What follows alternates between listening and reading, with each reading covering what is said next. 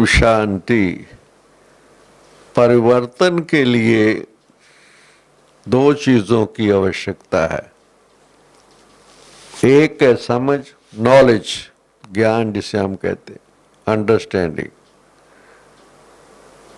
कि क्या रॉन्ग है क्या राइट है। उसकी अंडरस्टैंडिंग होगी जब रियलाइजेशन, अंडरस्टैंडिंग रियलाइजेशन होगी। और फिर चाहिए शक्ति, समझ भी और शक्ति भी। दोनों चीजों से परिवर्तन होता है। इसलिए बाबा ने कहा ज्ञान योग। क्या बाबा का भाव है? ज्ञान में न समझ कि ये बच्चे ये आपके लिए ठीक नहीं है, इससे आत्मा पतित बनती है, इससे आत्मा पावन बनती है। ये समझ बहुत, इसमें बहुत गहराई है, इसमें बहुत गहराई है, सूक्ष्म, अति सूक्ष्म।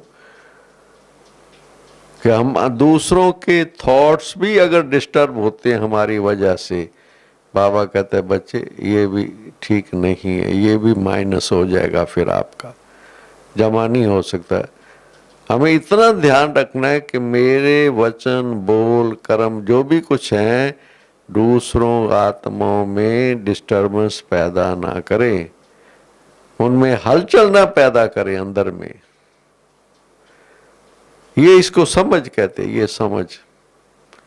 अब इतना सूक्ष्म परिवर्तन के लिए शक्ति चाहिए ना, समझ भी चाहिए। कारण कुछ नहीं, बाबा कहता नहीं कारण शब्द निकाल तो देखो मुरली में बाबा कहता है कारण नहीं, कुछ नहीं।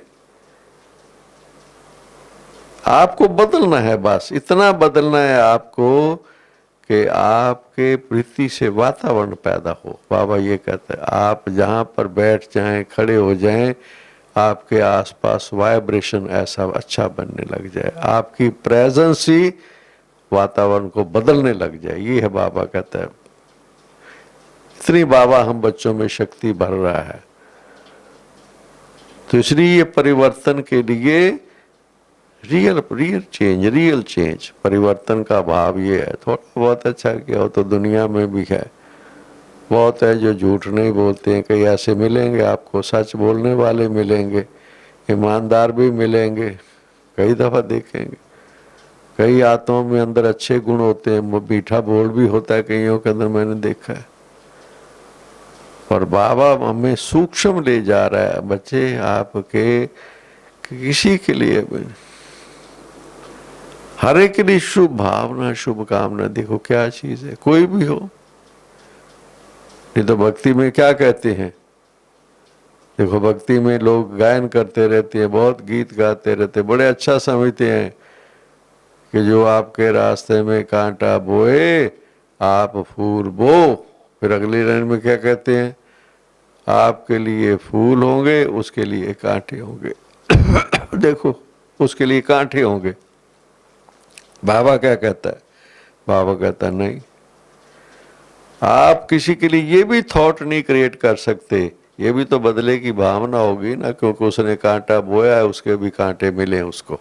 नहीं, बाबा देखो कहाँ हमारा कितना परिवर्तन, दिव्य परिवर्तन। ऐसा परिवर्तन कहाँ है दुनिया में? जो आपके रास्ते में कांटा बोए उसको भी फूल। देखिए क्या चीज है। शुभ भावना, शुभ कामना। आपके साथ कोई कैसा भी व्यवहार करे, आपके मन में उसके लिए भी गिलानी करने वाले को गले लगाओ। ऐसा कौन कह सकता है? ये ईश्वरी ज्ञान है, इसको कहते हैं सत्य ज्ञान। ये है परिवर्तन का आधार हमारा। इसको समझने की जरूरत है कि परिवर्तन के लिए सही समझ चाहिए, सही समझ और शक्ति भी चाहिए, दोनों चीजें चाहिए। बहुत गहराई में, अति सूक्ष्म में जाने की जरूरत है कि नहीं। हमारे मन वचन कर्म, देखो वचन कर्म तो दुनिया भी कहती है ठीक करो। बाबा क्या कहता है? बाबा कहता है मनसा बीज है बच्चे।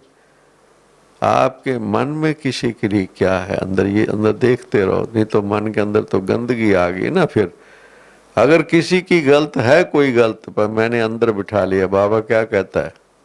मुरली के वो शब्द कानों में गूंजते रहते हैं जो बाबा ने मुरली में कहा था, बच्चे किसी की गलत बात को चित्त पर रखना पाप है और वो गलत बात का वर्णन करना महापाप है।